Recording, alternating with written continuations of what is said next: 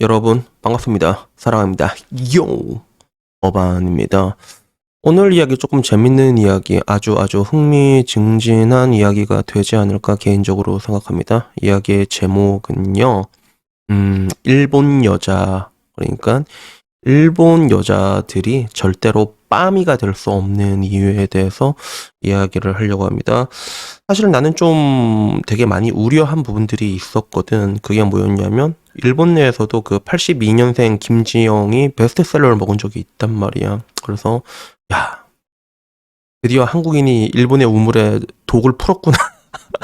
이제 일본도 엿대는 거 아닌가라는 생각이 들었는데, 근데 실제로 내가 이번에 일본 다녀왔잖아. 그래서 지금 와서 생각해보면 타이밍이 되게 좋은 것 같아. 중국 때문에 다시 또 셧다운이 언제 떨어질지 모르는 그런 절묘한 상황에 친구랑 같이 일본 다녀왔는데, 내가 되게 놀랬던 거는 뭐였냐면, 내가 일본은 옆 사람한테 말 걸기가 되게 쉽거든요. 그래서 옆에 이렇게 말을 걸었단 말이야. 그러다가 뭐 빠미니즘 아냐고, 빰이 아냐고 이렇게 내가 물어봤거든, 정식 발음대로. 근데 진짜 되게 신기했던 게 뭐냐면 그게 뭔지도 모르는 사람이 거의 8, 90%예요. 실제로 남자도 모르고 여자도 그게 뭔지도 몰라.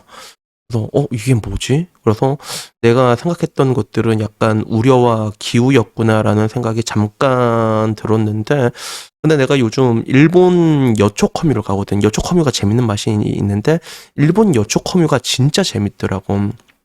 그래서 여기서 글들을 보고 내 나름대로 또 일본어 공부를 하고 있는데 여기에 이게 하나 올라왔어. 그래서 이슈 같은 게 올라왔는데 그게 뭐였냐면 남자로 태어나고 싶었다라는 제목으로 하나가 딱 올라왔거든. 근데 여기에 달린 다양한 일본 여자들의 코멘트를 보니까 이게 너무 재밌고 갬동이라 가지고 결국엔 이걸 들고 올 수밖에 없었습니다. 제목은 간단해. 이걸 스레드라고 표현을 하나? 근데 여기에 남자로 태어나고 싶었다라는 그 스레드에 코멘트가 317개가 달렸거든. 그리고 일본 시스템은 뭐냐면 코멘트가 쭈루룩 달리고 거기에 찬반을 달 수 있는 구조야. 그러니까 전체적인 뷰를 판단하기에 되게 좋은 그런 느낌적인 느낌이 있지. 근데 나도 일본말은 좀 한자를 잘 몰라가지고 첫 스레드 이게 첫 코멘트 보니까 찬반이 57대 마이너스 53이 돼 있는 거야. 그래서 야, 이게 무슨 내용인가 궁금해서 내가 번역기를 돌려봤거든. 그러니까 1번 코멘트가 그거야. 자기는 못생겨서 여자로 태어나서 다행이라고 생각해 본 적이 없다. 그래서 남자였다면 공부나 일을 열심히 하면 어떻게 되었을까? 이런 거야. 그러니까 어떻게 보면 남자로 태어나고 싶었다는 말에 되게 동의하는 거지. 근데 이게 반반이 나왔는데 2번부터 코멘트가 되게 재밌더라고, 해석을 하니까. 그게 뭐였냐면 2번부터는 그런 거야. 여자라도 공부나 일을 열심히 하지 그랬어. 이게 171대 마이너스 9 만장일치가 나오대. 그리고 세 번째, 이거는 내가 번역을 돌릴 필요도 없었어. 오토코와 찌라이요라고 했는데 이 찌라이 발음이 좀 힘든데 찌라이가 괴롭다는 뜻이거든. 그래서 남자는 괴롭다라고 하고, 그리고 네 번째 이거는 그냥 딱 봐도 알겠다. 못생긴 남자도 괴롭다. 약간 이런 거지. 그리고 5번 스레드는 일본에 대한 반박이야. 그래서 이게 보면 1번이라고 적혀 있잖아. 여기에 대해서 이게 반박을 한 게 있는데, 근데 거기 그렇게 돼 있는 거야. 여자라도 일이나 공부를 열심히 하면 뭐 된 거 아니냐, 어떻게 된 거 아닐까, 이런 식으로 달렸더라고. 그래서 전체적으로 보면 이게 거의 만장일치로 이렇게 댓글들 달린 것들을 내가 주로 봤거든. 근데 이게 보면 다들 그런 거야. 여자라도 공부와 일을 열심히 하면 못생겼어도 어떻게 됐을 거다. 약간 이런 분위기야. 그래서 댓글 보면서 야, 이게 뭐지? 이게 뭐지? 한국이랑은 너무 많이 다르잖아. 근데 그 와중에 좀 그런 것도 있었어. 생리나 호르몬 균형, 그리고 출산과 육아로 인해 인생 설계가 좌우되지 않는 게 부럽다. 요거는 여자들 사이에서 많은 공감을 얻었거든, 7번 댓글은. 그리고 8번 같은 경우는 그거였어.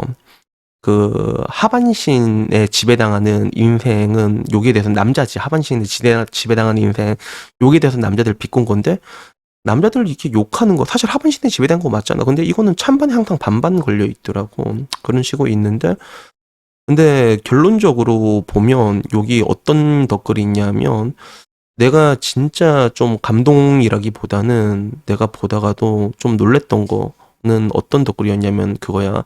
남자 쪽은 밑바닥이 비참하다라는 덧글이 달렸어. 남자 쪽은 밑바닥이 비참하다.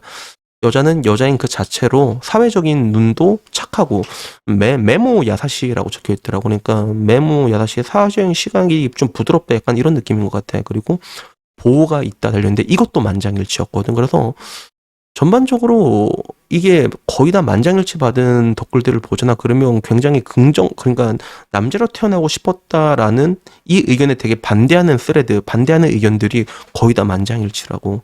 그래서 여자도 못생기면 괴롭다라고 하지만 야 못생겨서 네가 일 열심히 하면 그럼 되는 거 아니냐라고 말하고 못생기면 남자도 괴롭다 이런 식으로 나오더라고. 그 와중에 좀 재밌는 색드립 하나는 그거였어. 평생 쓸 일도 없는 자궁 따위는 필요가 없다라는 이런 댓글도 달렸는데 근데 이걸 보고 내가 느낀 게 내가 요 근래 덕후를 좀 많이 갔잖아. 근데 와 덕후랑 너무 다르잖아. 이게 느낌이 달라도 너무 달라. 그러니까 덕후 같은 경우는 뭐 이렇게 얘기하면 또 오지게 또 이제 그쪽은 뭐 이제 남자로 태어나고 싶었다라고 하면 뭐 되게 욕했겠지. 어머 그런 개쓰레기 같은 남자 새끼로 태어나고 싶다고 약간 이런 식으로 100% 이렇게 달렸어. 100% 이렇게 달렸어. 그래서 나는 덕후를 볼 때마다 느끼는 게 거기가 여초컴이고 되게 아기자기한 것도 되게 많아. 뭐 연예인들이나 드라마 덕질 같은 거 할 때 보면 뭐 이 옷이 얼마짜리다 이런 식으로 되게 아기자기한 느낌도 있거든. 근데 이런 이야기만 하면 여자들이 전부 다 모여가지고 랄지를 튼단 말이야. 랄지를 틀는데 위아더 월드가 되거든. 이 가운데서 정상적인 댓글, 이성적인 댓글은 보통 10개 중에 1개도 안 나올 때도 되게 많단 말이야.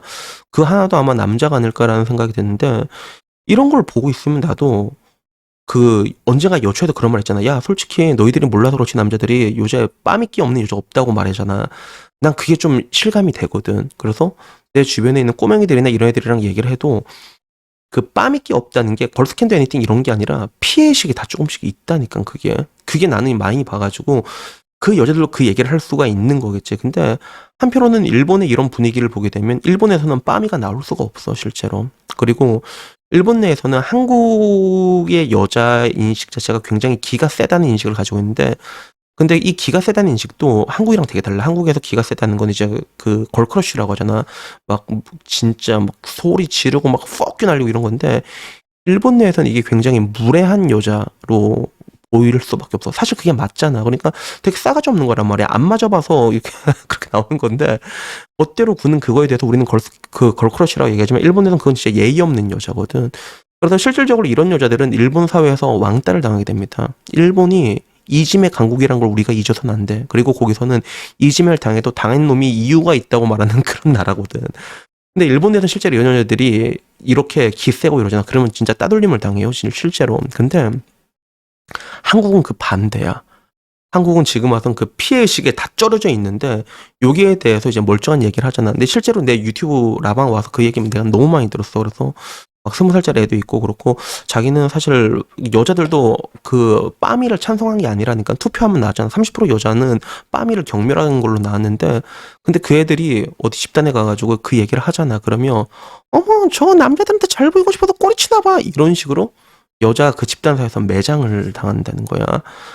이게 결정적인 차이라는 거지. 그래서 내가 항상 얘기하는 게 이 사태는 여자가 여자를 패야지 끝난다고 하잖아. 그리고 실제로 이제 와선 그 빠미 강성노조라고 할 수 있는 미국에서도 이런 린치가 이루어지고 있거든. 반대로 이제 걸스캔드 애니띵을 외쳤던 애들이 이 구석으로 몰리고 있는 추세란 말이야.